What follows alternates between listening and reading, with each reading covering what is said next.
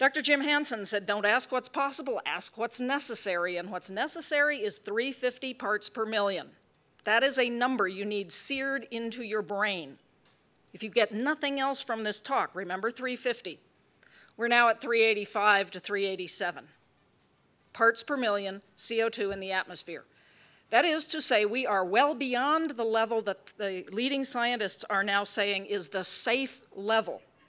Now, by safe, they mean 50-50 chance we won't have a catastrophe. If I told you, 50-50, come drive with me, 50-50 chance you won't get in a fatal car wreck, you would choose another car.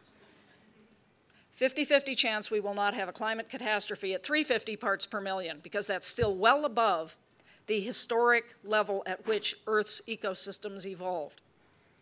Hansen says if we don't act this year, not the world, the United States, if we don't act this year, it will become impossible to prevent runaway climate change. And we have that opportunity. So here's your real homework. Every single one of you, when you leave here today, write your congressperson and demand passage of the Waxman-Markey bill.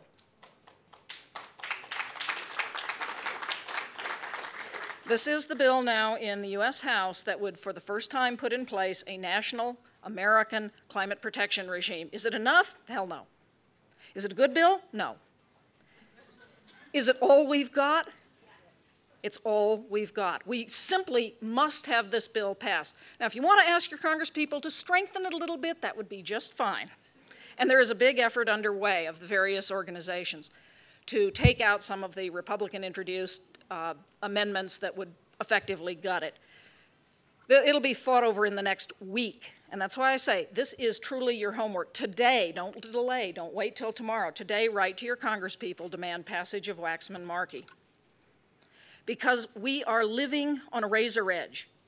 The time is too short. If you look at what it will take to transform all of industry, all of the way that we move around the planet, God, the way we light these light bulbs, every one of these chandeliers is about like leaving a hairdryer going in this room. Listen.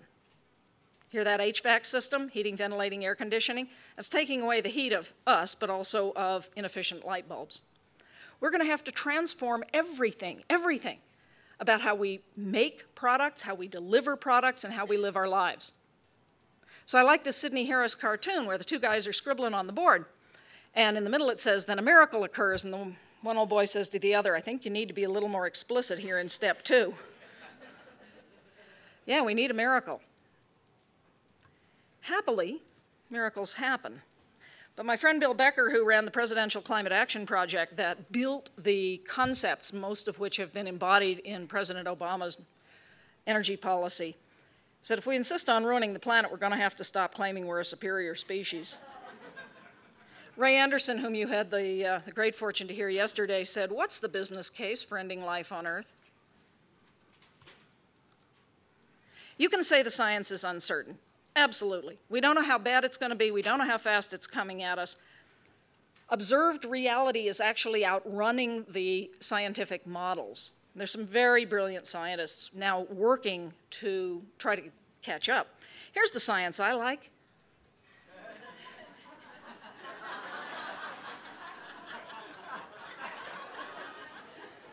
And it doesn't matter.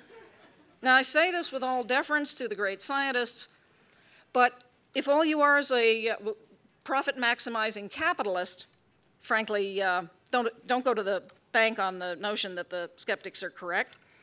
If all you are is a profit-maximizing capitalist, you'll do exactly the same thing you'd do if you were scared to death about climate change, because we know how to solve this problem at a profit, and the smart companies are getting about it. DuPont was one of the early leaders. They pledged to cut carbon emissions 65% below their 1990 levels by 2010. That's a little bit more ambitious than the US, yet refuses to sign the Kyoto Protocol asking for a 7% below 1990 level by 2010. Does DuPont join Greenpeace? They made this announcement in the name of increasing shareholder value, and they've done fairly well. They've hit their targets globally, 80% below 1990 levels before 2010, for a savings between 2000 and 2005 of $3 billion. And check it out. Squeezing out waste, eco-efficiency, is now saving them $2.2 billion a year, That's the same as their profitability. Here's a company that's profitable because it's protecting the climate. They're not the edge of the envelope. ST Micro set what Jim Collins, who lives here in Boulder, calls a BHAG, a big, hairy, audacious goal. 0 net CO2 emissions, carbon neutral by 2010 with a 40-fold increase in production. When they made this pledge, they had no earthly idea how to achieve it. Figuring it out has driven their corporate innovation, taking them from the number 12 chip maker in the world to the number 6. They're winning awards. They reckon by the time they're done, they will have saved about $1 billion.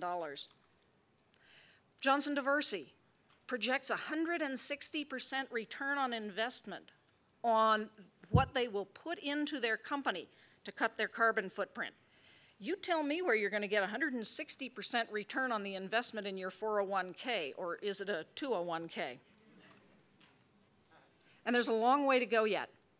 At Natural Capitalism, we have a team of people that goes into companies and helps them cut waste and transform how they make stuff and implement sustainability.